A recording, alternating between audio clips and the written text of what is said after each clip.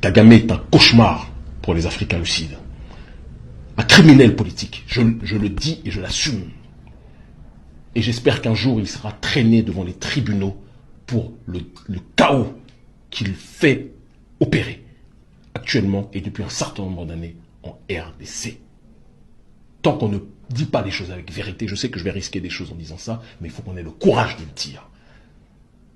Vous parlez de développement matériel, vous tuez les gens.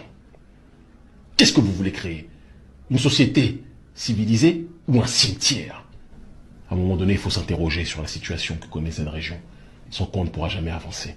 Un pays qui ne produit pas le coltan, mais qui est le premier exportateur de coltan. De l'autre côté, le pays voisin qui est complètement détruit à l'est, détruit par la malgouvernance aussi congolaise, entretenue par l'oligarchie rwandaise, disons-le, et par la corruption congolaise. Ces choses-là doivent changer.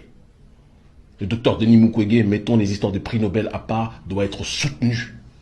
Et aucun panafricaniste digne de ce nom ne devra avoir le toupet de citer Kagame en exemple. Parce que le développement du Rwanda n'est pas le développement génial, matériel de quelqu'un qui bosse pour bosser. C'est quelqu'un qui a été soutenu par toute l'oligarchie occidentale pour que ce pays soit le laboratoire de la déstabilisation de la sous-région, de la destruction de l'Est du Congo.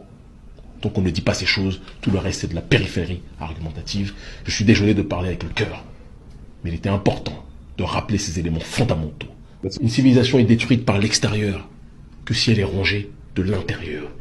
Si l'oligarchie occidentale réussit à déstabiliser cette zone, c'est parce qu'elle a des traîtres et des criminels africains qui sont contents de jouer ce rôle. Et donc, nous autres, de cette jeunesse africaine, on doit arrêter. Dès qu'on entend parler parfois de développement, dès qu'on entend parler de miracles rwandais, etc., de dire oui, c'est comme ça, c'est de ça dont on devrait s'inspirer. Parce que la manière dont le Rwanda s'est développé n'est pas une manière que je recommanderais pour quelconque pays africain. Le Rwanda sans les États-Unis, sans la Grande-Bretagne, sans Israël, ne serait pas ce qu'il est aujourd'hui. Le Rwanda sans la destruction